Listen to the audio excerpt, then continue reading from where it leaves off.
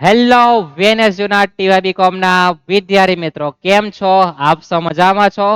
Chanakya commerce ક્લાસીસમાં આપનું સ્વાગત છે. હું છું કૃણાલ સર. આપ સૌ જાણો જ છો આપણે જોઈ રહ્યા છે ટીવાય બીકોમ સેમ 6 યાદ છે ને, જેમાં આપણે પેપર નંબર 8માં પરિવર્તનશીલ અંદાજપત્રમાં આપણે શુભ મુહૂર્ત કહે ટેલર જોયા છે, મોટા દાખલાઓ જોયા છે. આજે આપણે બે ગુણના દાખલા પણ આપણે જોવાના છે કે તમને કેવી રીતના રકમ આપવામાં આવે, તમને કયા પ્રકાર ગણતરી પૂછે, તમારા રકમ વાંચીને કયો વિચાર કરવાનો એ આપણા લેક્ચરમાં જોવાના છે. તો શાંતિપૂર્વક વિડીયો જોવો, જેટલો સમજાય કે એટલો તમારા 2 માર્ક તરફ તમારે એકદમ ગુડ લક આવી જવાનું છે હાથમાં. રકમ જોઈએ. પરિવર્તનમાં તમને દરેકને ખ્યાલ છે કે ચલિત ખર્ચો આવે, અર્ધચલિત આવે અને સ્થિર ખર્ચો. ઓળખતા તમને આવડે રૂપિયા સરખા સ્થિર ખર્ચો ભાગ્યાકાર અને ગુણ્યાકાર જવાબ તે જ લખેલો હોય તો ચલિત ખર્ચો ડાયરેક્ટ ગણાય, અને આવું નહીં બને તો અર્ધચલિત ખર્ચો. સિમ્પલ છે ને લોજિક તો આપણું. અને અર્ધ ચલિતમાં કેટલોક ભાગ ચલિત તો કેટલોક ભાગ સ્થિર છે તો ટકામાં ફેરફાર અથવા એકમમાં ફેરફાર, બાજુમાં રૂપિયાનો ફેરફાર કરો એને શું કહેવાય? ચલિત ખર્ચો. ફેરફાર તફાવત કરવા જોવાનું તેની વાત કરીએ. તો 2 માર્કનો દાખલો તમને આ રીતના પરીક્ષામાં પૂછી શકે. આવો એક દાખલો આવશે જ, પણ કેવા આવે તે ખબર નહીં.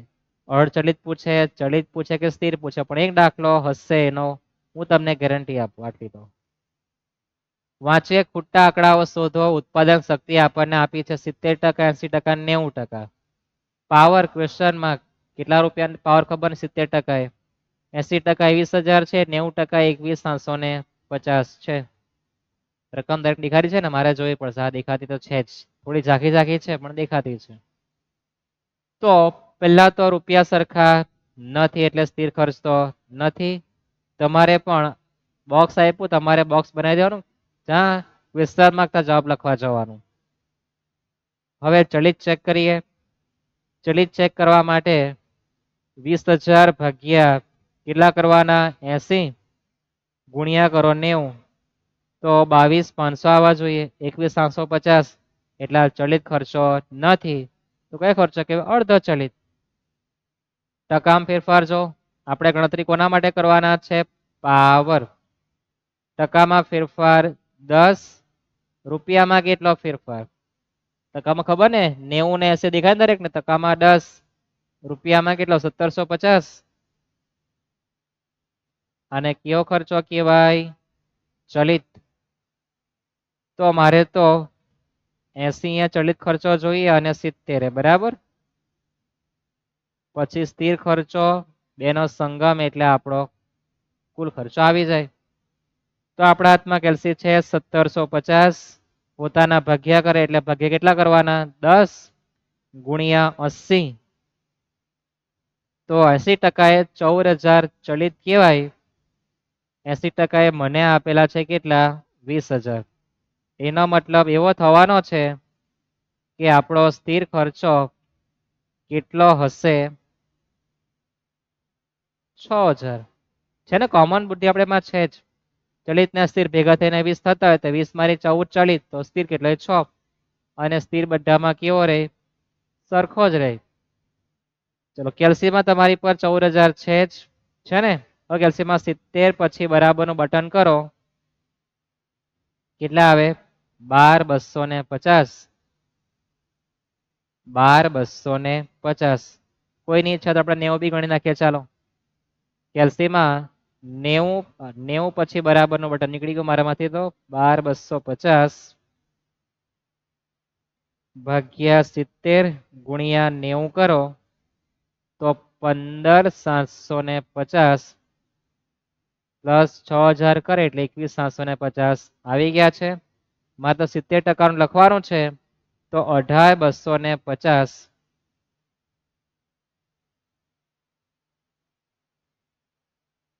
કેટલા આવવાના છે? 18,250. અથવા જો કોઈને માં સદબુદ્ધિ હોય તો કે 10% આ બાજુ ગયા, તફાવત કેટલા આવ્યો? 1,750. તો 20,000 માંથી તમે 1,750 બાદ કરી દો તો આન્સર આવી જ જવાનો છે. આ પાટિયા સિસ્ટમ છે. જો ગણી જો, 20,000 - 1,750 કરો 18,250 લોજિકલી પણ આવી જતું છે, પણ તમારી પર લોજિક લગાવવા માટે બુદ્ધિ હોવી જોઈએ. અને બુદ્ધિ તમને ક્યારે આવે કે તમે એકવાર જોયું હોય, સમજ્યું હોય, સમજેલો વ્યક્તિ જ આ કરી શકે. ગોખેલા જ નથી થવાનું. ખ્યાલ આવે ને? યાદ રહેશે આ? પાક્કું યાદ રહેશે દરેકને? ટકામાં ફેરફાર, રૂપિયામાં ફેરફાર, ચલિત 10 આટલા તો 80 કેટલા, 70 કેટલા, 90 કેટલા, બધા ચલિત આવી ગયા. કુલ ખર્ચો લખી દેવાનું. વચ્ચે સેટિંગ થાય તે સ્થિર ખર્ચનો, સ્થિર બધામાં કેવો રહેવાનો છે? એક સરખો રહેવાનો છે. ત્યાર પછી આપણે જોઈએ પરોક્ષ મજૂરી. કેલ્સીમાં 10,500, 13,500 એટલે ચલિત સ્થિર તો કહેવાય જ નહીં ને, ચલિત લેવા જ બે જવાનું. ચલિત ચેક કરો, 10,500 ભાગ્યા 70 ગુણ્યા 90, 13,500 આવી ગયા. ચલિત ખર્ચો થઈ ગયો. ચલિત ડાયરેક્ટ ગણાય. કેલ્સીમાં હવે 80 પછી બરાબરનું બટન કેટલા આવે? 12,000. ખ્યાલ આવે છે ને? એકદમ ઈઝી. ત્યાર પછી સમારકામ. રૂપિયા સરખા નથી, સ્થિર તો કહેવાય નહીં. ચલિત ચેક કરીએ, 1900 ભાગ્યા 70 ગુણ્યા 80, દાદા પોઈન્ટમાં આવે. આવી ગયો ને પોઈન્ટમાં? તો કેવો કહેવાય? અડધો ચલિત. તો આપણે ઉપર જાવ સેટિંગ કરી ગયા 10% એટલે તફાવત આપણે ઉમેરી દીધો ને.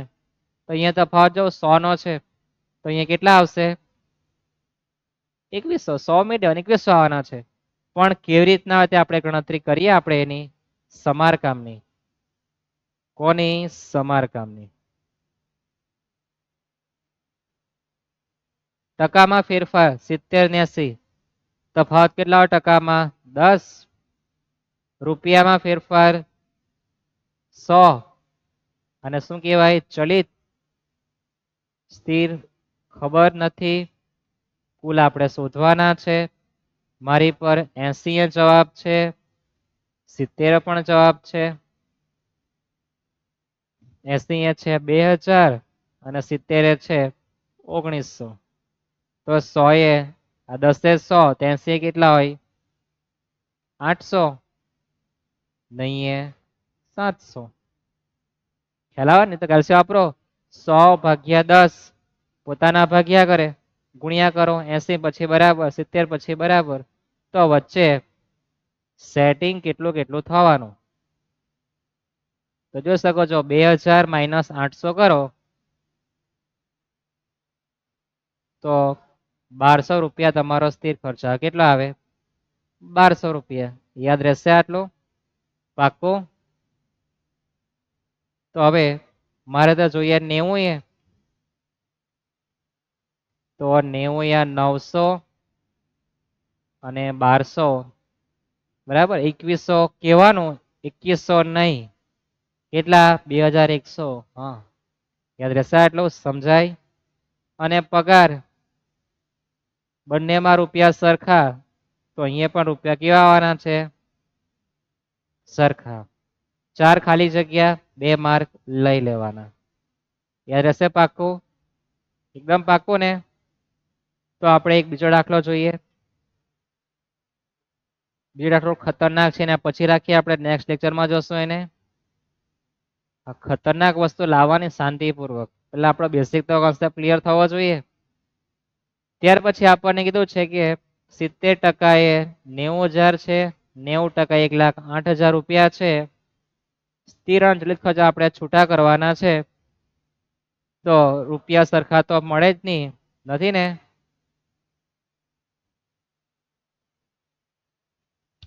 તો ટકામાં ફેરફાર કેટલો આવે? 20. રૂપિયામાં ફેરફાર કેટલા? 18,000. કેલ્શિયમ વાપરો કે 1,08,000 માઇનસ 90,000. તો આ ખર્ચો કેવો કહેવાય? ચલિત કહેવાય? કહેવાય ને? આપણને સૂચના આપી કે સ્થિર ચલિત ખર્ચા બંને ભેગા છૂટા કરવાના. એટલા ખર્ચો અચલિત છે, સમજવું પડે તમારે. સમજી જાવ 90,000 ભાગ્યા 70 ગુણ્યા 90 કરે 1,08,000 થવાનું નથી કોઈ દિવસ. એટલા ખર્ચો કેવો છે? અડધો ચલિત. તો 20 18 70 90 કેટલા કેટલા?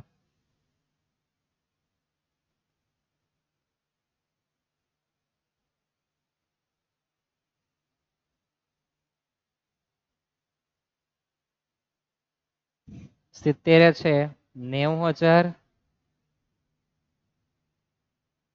1,08,000. તો કેલ્સીમાં 18,000 ભાગ્યા 20 ગુણ્યા કરીએ 70 તો 63,000. અને કેલ્સીમાં 90 પછી બરાબરનું બટન 81,000 વચ્ચે સ્થિર ખર્ચ બંનેમાં કેવો હશે? 100% સરખો જ રહેવાનો છે. તો કેલ્સીમાં 81 છે માઇનસ કરી દઈએ આપણે 1,08,000 તો 27,000 રૂપિયા આપણો સ્થિર ખર્ચો રહેવાનો છે અને બંનેમાં કેવો રહે? સરખો જ રહે છે ને. એકદમ સિમ્પલ. તમારે વ્યવસ્થિત લખી નાખો કે ચલિત ને સ્થિર દેખાવું છે સાહેબને, તપાસતાને ખાસ દેખાવું જોઈએ. હવે તમને ઘડિયાળ જ આવડતા તો કેટલું ઈઝી કહેવાય. 2 9 18 તો 7 9 63, 9 9 81 ને 81 કુલ લખી દેવાનું, ચલિત કાઢ નાખવાનું, વચ્ચે બેઠા વરરાજા સ્થિર ખર્ચો. હવે આપણે જે છોડ્યા તેને જોઈએ. 80% ને 100% આપણને આપેલું છે. કારખાના પરોક્ષ ખર્ચા રૂપિયા સરખા નથી, સ્થિર તો મળે નહીં. ચલિત ચેક કરીએ આપણે તો 72,000 ભાગ્યા 80 ગુણ્યા 100 તો 90,000 થવા જોઈએ. તો ઘટી ગયા 84 થયા ને. કેવો ખર્ચો છે? અડધો ચલિત. તો ટકામાં ફેરફાર કરવાનો આપણે 20%. રૂપિયામાં ફેરફાર કરીએ 12,000. આ કેવો ખર્ચો કહેવાય? ચલિત, સ્થિર અને કુલ. આટલું તમારા માઇન્ડમાં આવ્યું હશે ને. મારે જોઈએ 80 અને 100 ટકા લખવાની કઈ જરૂર નથી. બરાબર, કઈ કામ નથી. અને મારે ગણતરી કરવાની છે, ઉપર વાંચો, 60 અને 75% ક્ષમતાએ મારે ગણતરી કરવાની છે. એટલે મારે 60% લખવા પડે અને 75 લખવા પડે. લખવા પડે ને. તો આપણે એક કામ કરીએ, આપણે ગોઠવણી કરી દઈએ. કેવી ગોઠવણી? કે પેલા 60 75 80 ને 100 કરી નાખીએ ને, તમને વધુ ખ્યાલ આવે. તો પહેલા લખી દઈએ આપણે 60 75 80 અને 100. 80 અને 100 મારી પર જવાબ છે. 80 છે 72,000 અને 100 છે 84,000. ખ્યાલ આવે ને આટલું? હવે આપણે પહેલા ચલિત ગણી નાખીએ. આપણને હવાલા આપેલો સ્થિર પર છે, આપણે પછી સમજીએ ને. સમજાયું? સ્થિર પર હવાલો છે આ વખત, એટલે આપણે સ્કીપ કર્યો હતો. ખ્યાલ આવ્યો ને? તો હવે જો કેલ્સીમાં 2 છંગ 12 તો 6 છંગ 36,000. પણ કેલ્સીયમ આપણે કેટલાક? તો ભાઈ 12,000 ભાગ્યા 20 ગુણ્યા 60 પછી બરાબર. હા 36,000 આવે એમ કે. કેટલા આવે? 36,000. તો લખવાના 36,000. પછી કેલ્સીમાં 75 પછી બરાબરનું બટન 45,000. 80 પછી બરાબરનું બટન 48,000. 100 પછી બરાબરનું બટન 60,000. 10 છંગ 60, 8 છંગ 48 અને 75 છંગ 450. થાય આટલું? યાદ રહેશે? પાક્કું યાદ રહેશે ને? હવે વચ્ચે સ્થિર ખર્ચ કેટલો કેટલો સેટ થતો છે આપણે જોઈએ. જો તો 72 માઇનસ 48 કરીએ. શું કરીએ? 72,000 માઇનસ 48,000 કરીએ તો અહીંયા આપણે 24,000 રૂપિયા અને અહીંયા પણ બાદબાકી કરતા 24,000 રૂપિયા સ્થિર ખર્ચો મારો આવવાનો છે. તમને મેં એવું શીખવેલું કે સ્થિર ખર્ચ બધામાં સરખો જ રહે. અહીંયા 24 તો ઉપર બી 24 લખી જ દેવાનું. પણ આ વખતે આપણને હવાલો આપેલો છે. શું કીધું છે? અર્ધ ચલિત ખર્ચમાં સમાયેલા બધા સ્થિર ખર્ચા. આ ખર્ચો કેવો છે? કારખાના ખર્ચ અર્ધચલિત છે, જેમાં સ્થિર ખર્ચા 75% પછી 20% વધી જાય.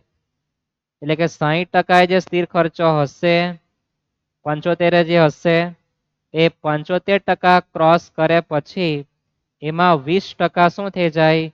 વધારો થઈ જાય.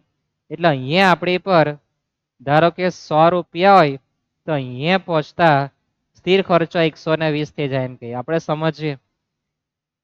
75% સુધી સ્થિર ખર્ચમાં કોઈ ફેરફાર નહીં. 75% પછી એ 20% વધે એટલે કેટલા થાય? 120 થઈ જાય એમ કે. તો 120 પોતાના કહેવાય, પોતાના શું કરે? ભાગ્યા કરે. 24,000 ભાગ્યા 120 ગુણ્યા કરો 100. તો 100 એ તમારો જવાબ કેટલા આવે? 20,000. 75 પછી વધે એટલે અહીંયા પણ કેટલા આવે? 20 જ આવે. ખ્યાલ આવે? એટલે પહેલા મારો ખર્ચો કેટલો હશે? 20,000. પછી તો આપણે સરવાળો કરી દેવાનું. 20 ને 36 એટલે 56,000 અને આ 65, 45 ને 20 થાય ને સરવાળો. તો આ થોડો એન્ટિક હતું કે સ્થિર ખર્ચમાં હવાલો છે કે 75% પછી 20% સ્થિર ખર્ચમાં વધારો થાય. તો 75 એ 20,000 હોય તો 20,000 વત્તા 20% કરી જો 24 આવી ગયા. આપણે ઊંધી ગણતરી કરી, યાદ રહેશે. આવું એન્ટિક આવવાનું છે. શું આવશે એ આપણે બધા લેક્ચર જોઈને સમજવાના છે. મળીએ આપણે નેક્સ્ટ લેક્ચરમાં. ટૂંકા દાખલાનો આપણો ટૂંકો કોન્સેપ્ટ અહીંયા ક્લિયર થાય. હજુ લાંબા દાખલાઓ બાકી છે. ટૂંકા દાખલામાં આપણે લાંબો કોન્સેપ્ટ હજુ ક્લિયર કરવાનો બાકી છે. તમને જો વિડીયો પસંદ આવે તો સબસ્ક્રાઇબ કરવું, પસંદ નહીં આવે તો કંઈ નહીં કરવું. તમને બીજી વખત આ વિડીયો પ્રકારનો જોવા મળશે નહીં. મળીએ નેક્સ્ટ લેક્ચરમાં. ધન્યવાદ. સીતારામ.